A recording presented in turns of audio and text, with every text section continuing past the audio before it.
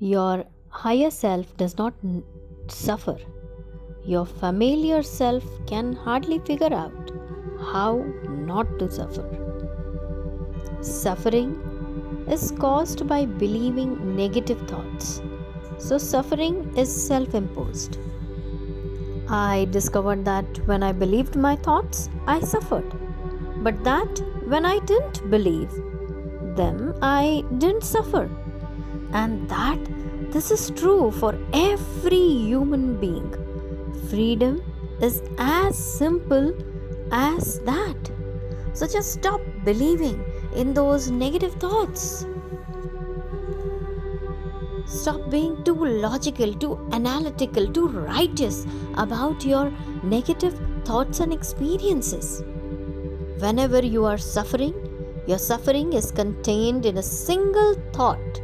I don't like this. In other words, we allow a single, flimsy, insubstantial thought to spoil our happiness. Our mind tends to respond to the circumstances of life with no, no, no, while awareness always responds with yes, yes, yes to everything. Awareness even says yes to no. Saying no holds what you don't want to you.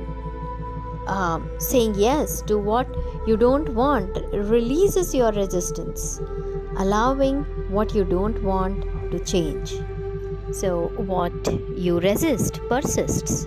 So, let's choose to be in the state of acceptance.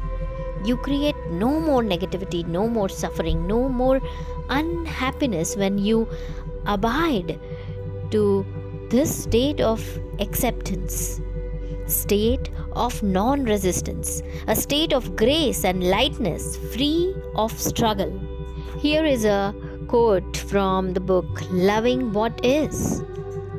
I am a lover of what is, not because I am a spiritual person, but because it hurts when I argue with reality.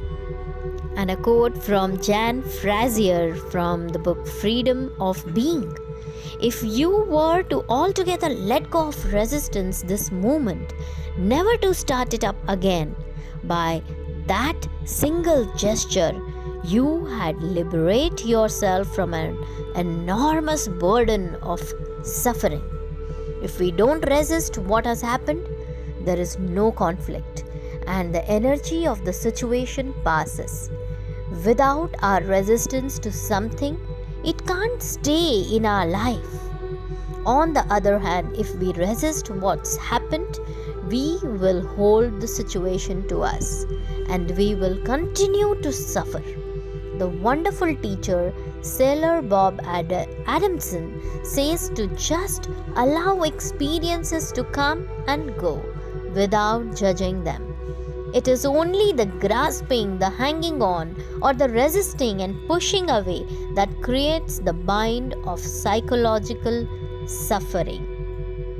Most people go to their graves believing suffering is unavoidable.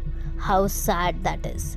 If you turn from the possibility that it could be otherwise, you will suffer needlessly until the day you die. But here is something.